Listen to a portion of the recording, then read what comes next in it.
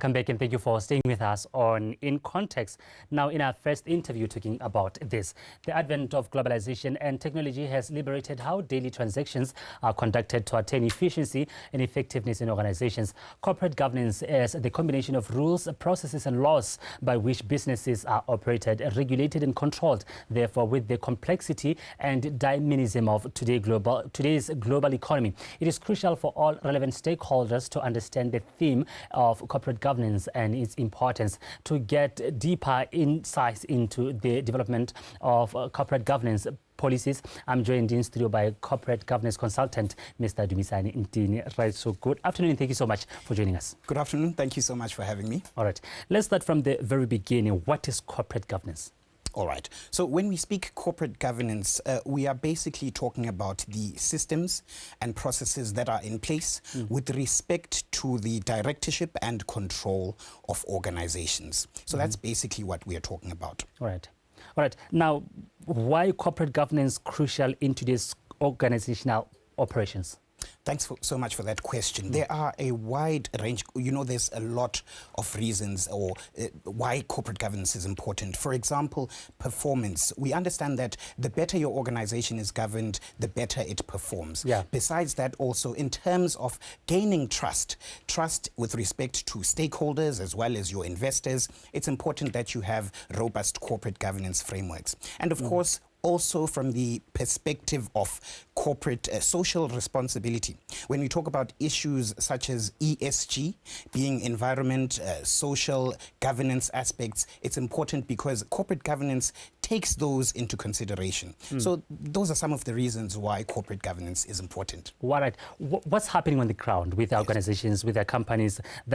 Do we have corporate governance right now? Is it something that companies, take to a pedestal? Do we see it happening in our companies? And as you are saying, you even mentioned the issue of, social responsibility, corporate social responsibility, which is one of the best aspects that companies need to have. So what's happening on the ground? Okay, absolutely. You see, organizations at large are starting to see the importance of corporate governance considerations. We've been functioning basically on what we call the king codes of corporate governance. But to show you how important this aspect of corporate governance is, a lot of countries are starting to have their own codes of corporate governance. And let me reiterate the fact that corporate governance is not simply for companies, right? The considerations thereof, they relate to or they affect non-governmental organizations, state-owned entities such as parastatals, and your profit-making companies. So it's important in that regard because it transcends all these bounds, right? And what's happening on the ground now here in Botswana, we've actually developed our own corporate governance code, which is the Pula Code for Corporate Governance. So we can see that it's evolving in terms of its importance, and a general understanding of how vital it is being seen. All right. That's incredible. So what are corporate governance principles, policies, and their importance in an organization? Let's delve much into that one. Okay, thank you so much. If I heard you correctly, you said principles and policies. Yeah. Right. So principles, this is basically the fundamental basis upon which we then undertake our actions and operations in the organization, right? So when we talk of principles, we are speaking to aspects such as accountability, transparency, fairness, you see, and as well as responsibility and awareness. These are some of the principles. When we understand those principles, we are then able to act accordingly, right? And then with respect to the policies, we are talking about the guiding documents, right? Those documents which incorporate those principles that we've spoken about, right? These are the documents that we then use as credos, right? To direct or guide how we will act and operate towards the achievement of our objectives. That's incredible. So what does it take to craft and implement compelling corporate governance strategies for an organization, especially when we are talking about, stakeholders engagement and attracting, those investors? Absolutely. Now, to craft a compelling corporate governance code or corporate governance policies, I think the first or starting point would be an understanding of corporate governance as well as its importance, right? So if you understand the theme of corporate governance as well as its sub-themes, then you're well positioned to go on thereafter, right? And then after, of course, understanding your corporate governance and its themes, we understand who are the organizational actors, right? Within the organization, who is basically premised with this role of having to undertake the actual crafting and drafting of the organizations, of the organization's policies, right? Yeah. And then when we understand the actors, we look at the stakeholders. And this will entail an understanding of the internal and external business environment. What's going on within our organization? What's going on outside the organization? So there are a number of considerations that we have to make with regard to crafting these. We must understand that it will depend on the nature of the organization because organizations differ in their nature and how they operate. All right. As you were speaking, you did talk earlier on about responsibility. You talked about, accountability. I'm wondering, in an organization, do we have to have, a department that's for corporate governance, that's make sure that per your role or per your role, do you do what's stipulated? What is it that needs to be done? Are you held accountable? Are you within your responsibility? Are you within your roles to make sure that at the end of the day we achieve what the company stands for? How do this structure operate? Right. You see, it's really neither here nor there, in that we can have a department which has corporate governance designates. However, how we see it happening right now is that we have corporate governance aspects that are intertwined or woven into the roles of the people who are working in these organizations, right? So you have your internal auditors. Those are corporate governance designates. You have your board secretaries, right? The chief executive officer himself, your CFO, your CEO. The board in itself is also a constituency of corporate governance designates, right? So it depends. You may have an organization or you may have individuals who are tasked with the role of ensuring those aspects of accountability, transparency. If we are reporting, perhaps the internal auditor can check if our reporting was indeed integrated. And by integrated, I mean, has it's into as much as possible with regard to the organization. Does it include a wholesome view of the organization and input all the different aspects that need to be reported or disclosed to stakeholders of the organization? All right, talking about stakeholders now, formulation of corporate governance strategies involves a great deal of these stakeholders that we're talking about because organizations have different stakeholders. So how do you ensure that they are abreast with the ever-changing dynamics of governance to deliver right, policies? Absolutely. So organizations will tend to have what they call a stakeholder matrix, right? So in your stakeholder matrix, you will then list who your stakeholders are and just how you interact with them, right? So it's important to understand who are the people who have an interest in how we're running our organization, right? So our stakeholders could be our customers, right? And internally, of course, our employees. And then externally, government, perhaps the taxman. All of these are stakeholders of import to the organization. How do we keep them abreast? Right. Number one, as an organization, it's important that when we report in our financial reports, right, we should undertake what is known as integrated reporting. I've alluded to this earlier. By integrated reporting, we are basically saying, don't just tell us about the financial performance of the business, right? We need to understand other aspects.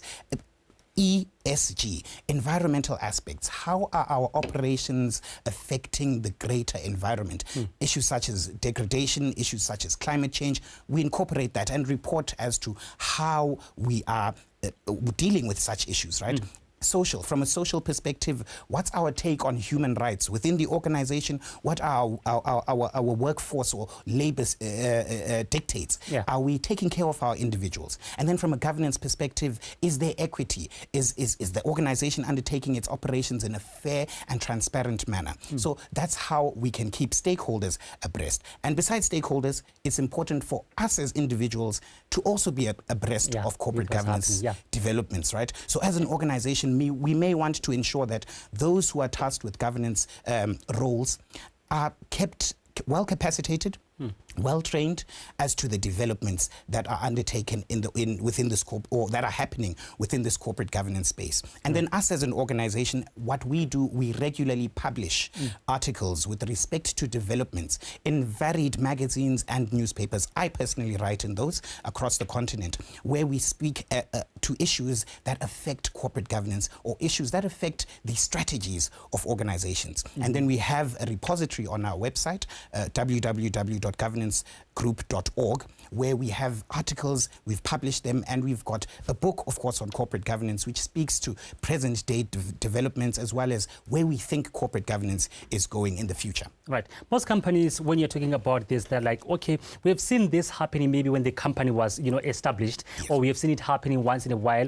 What is it that we need to, earlier on you talked about capacitating those who have got that responsibility to make sure that it's not a once-off thing. Yes. What is it that we need to do as companies to make sure that corporate governance is not something that, it's not an event, it's something that happens, is embedded within the DNA of the company, such that at the end of the day we become productive and we drive towards the objective?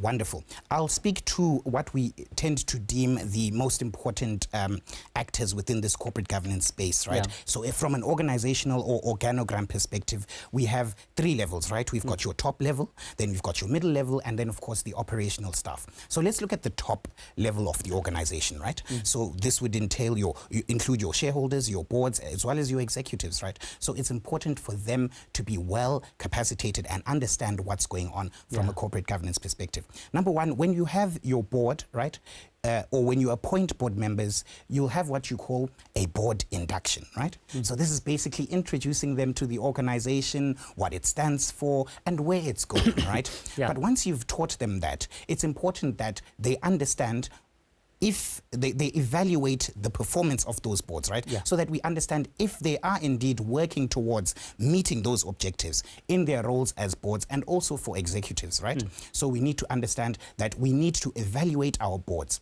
We evaluate our boards regularly.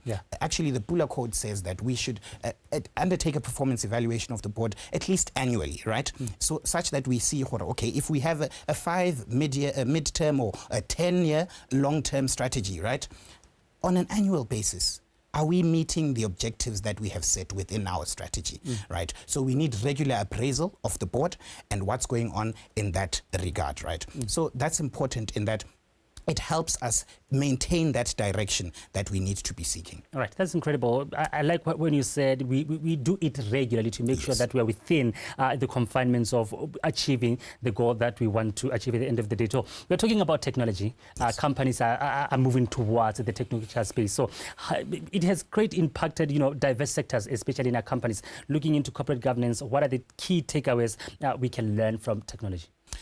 I think when we speak about technology, it's important to understand perhaps the foundational aspect. When we talk technology, really we're talking about data, right? And its importance. Data has both manifest and inherent value, right? So we use data to drive our decision making in the organization, right? And of course, data is very largely married to technology, right? So technology is important in the sense that, we can research, right? Get data and information that is important with regards to our markets, the markets that we serve, right? With regard to the performance of perhaps our competitors, we can gather such data through technology. And besides just research, even in aspects that relate to boards and how they conduct their meetings, how they set their agenda, we found that we've got video conferencing now, right? So people don't have an excuse to say, okay, no, I couldn't attend the meeting for what not reason. You could simply say, let me plug in as a result of us incorporating technology. Communicating agenda, communicating minutes of past meetings through email, for instance. That's technology. That helps us as board members, even when we are sitting at home, to understand, okay, I can open these minutes, I can open this board pack such that I understand the resolutions that we'll be taking in the next meeting. So there's a wide range of advantage that technology has birthed for the corporate governance space. That's incredible. So as you are speaking about all this, I'm thinking of big companies, I'm thinking of big establishments, and Botswana, especially young people, after COVID, we've realized that young people are into businesses. They want to establish their own companies and they want to run them as per, corporate governance, let me say, So let's talk to SMEs, so small business companies, small enterprises. As you're speaking, they're like, okay, fine, yeah, I'm the manager, I'm the salesperson, I'm like this. So why is it important to establish or to bring corporate governance, especially starting from small businesses as we aspire to become, bigger companies? Thank you so much. Thank you so much. You see,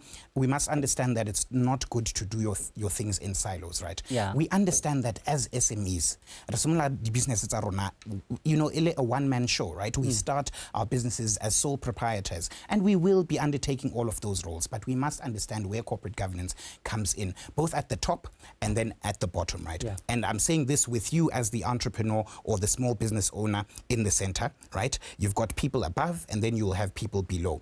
Of course, when you start out, you'll be alone, right? But nothing stops you from actually saying, let me have a board of sorts for my own business, right? And this can be in the form of what we usually call a mastermind group. I'm sure you have friends who are perhaps lawyers, some who might be engineers, some who might be in IT, technology, like we've been speaking, right? You might just find that in the business that you run, you will need second opinions, right? And so there's no problem with you actually saying, let me establish a board. And this board for my SME could perhaps comprise my mentor, right? Perhaps a parent or a relative, or these friends from different disciplines that have an effect on what I'm doing within my business. So you might have regular meetings with these people, bounce your ideas off with them. That's corporate governance in a sense, right? Because you are bringing in independent insights which could help you achieve your strategy. And as an SMME, right, it's important that you do take this issue of strategy very, very seriously, right? Because your strategy entails strategic pillars such as your mission, your vision, your objectives. Your mission is basically, what am I doing to get where I want to go, right? My vision is, where exactly do I want to go? Where do I see myself in future? As well as my business, right? And then your objectives, those steps and actions that you will take to reach that, right? So these are corporate governance aspects. When we have our strategies and develop them for our small businesses, and also have our mastermind groups such that we have independent insights, those are some of the aspects that we can incorporate for smaller businesses too. I'm seeing someone with a smaller business sitting down right now and trying to take notes as you are talking right now, because I can see that it can start from very small businesses, and it goes up. It should start, in fact, that's where it should start, such that that becomes the culture of the company. So let's say we have a workshop as, into corporate governance. What are the main aims, objectives that we need to be in there for good governance workshop? Wonderful. So let me actually state that we at Global Governance Group have embarked on a project which is called Good Governance Workshops, right? So Good Governance Workshops is basically going to be a series of workshops where individuals, whether you're a professional, you're executive, you're a board member, board secretary, or a member of the public, a small business owner who wants to understand corporate governance from a basic level and also from an in-depth practical level, because we'll be engaging and we'll be giving people practical knowledge of corporate governance aspects. That's what we'll be doing in the Good Governance Workshops, right? So the first workshop, for instance, will be held on Saturday the 16th of September at Wood Lane Hotel at 9 o'clock in the morning. So we'll be talking about the development of the policies that you've been talking about, right? So we'll look at things such as board charters and how they are developed, right? And how to develop them regardless of the organization that you're in. What are the important things to think of and to have outlined, right? Board charters, committee terms of reference, codes of ethics, because ethics form a very important and integral part of corporate governance, right? What are our norms and our behaviors within the organization? Are they morally acceptable? We'll be looking at such aspects in the Good Governance Workshops. And the following Good Governance Workshops will also delve into a wide range of different corporate governance aspects that people would like to understand and be better equipped and positioned to apply in their businesses as well as the organizations that they work in. Yeah, as you're speaking, I can see that this is not a one-man's show. Yes. It takes all of us as, employees of the organization to drive towards that. So why is it important to put this in the minds, especially of, employees, to understand that it's not someone's responsibility? We have to be part of this. Right, because corporate governance is central to your organizational culture. Yeah. And your organizational culture is something that permeates the organization from the top to the bottom, right? So we must understand that there must be a comprehension of corporate governance principles, corporate governance policies. People must understand, even at lower levels of the organization, what the board is, and shouldn't just simply be afraid when they hear that there's a board meeting, and then you find people running around and not understanding what's going on. People need to know, okay, what is the board in the organization that I work in, right? Who are the executives? Who are the non-executive directors? Who are the executive directors? Just a general and basic understanding of that will help you see its importance in the organization, and then where you fit in within the organization's strategy, and how you, as regardless of what level in the organization you're in, you must understand corporate governance such that you see where you fit in meeting the organization's overall objectives. All right, we're towards the end of our conversation. Maybe this is the last question. I won't leave you go without tackling the issue of mindset change, which is the theme that the country, is going all over to preach. We are talking about mindset change, and we are talking about corporate governance. We've got organizations that are coming, some are, which are established. Why is it important to change the way we've been doing things, to incorporate corporate governance into our companies, to become, for it to be a culture? Why is it important to touch the mind? Absolutely. You see, the old way of doing things can never be the same as the new way. Our world is dynamic, and you did mention the dynamism of the global economy, right? So we need to be kept abreast and aware. Now, we need to change our minds and stop thinking that corporate governance, number one, is something for huge organizations. No, it's something that cuts across all organizations of different types, different sizes, right? It's important. And then also, we need to understand corporate governance because it has a bearing on our organizational performance. It has a bearing on the trust of our organization, access to capital, and investor confidence, right? So if we want to continue having our businesses as going concerns that will meet our overall national economic plans, we must have an understanding and change our minds and understand that corporate governance is very important. As maybe we wrap up, we know that Botswana is positioning herself as this country where we have meetings, we do business. We're talking about US Africa Business Summit that just ended, and all the events that we did hosted, and we are seeing young people, young companies, rubbing shoulders with people coming from. Why is it important to benchmark? Do you see hope with our small companies to do what we've been talking about right now? Absolutely. It's very important to benchmark, because if your business, regardless of its size and number of years that it's been operating, if it is not aligned with international or global best practices, you will definitely fall. Our world is becoming a global community, a global village. And now we are competing. We have Botswana companies that are competing on an international scale. But that's only because they understand the importance of aspects such as corporate governance, right? As well as the importance of aligning your operations and your activities with global best practices. So I'd say that's why it's a very important thing. Right. And that is where we have to end our conversation. Thank you so much for just giving us free, lecture. Thank you so much for your time. Thank you so much for having me. And that is corporate governance consultant, Mr. Dumisani Ntini. We're talking about corporate governance. Don't go anywhere. I'm coming right back after this.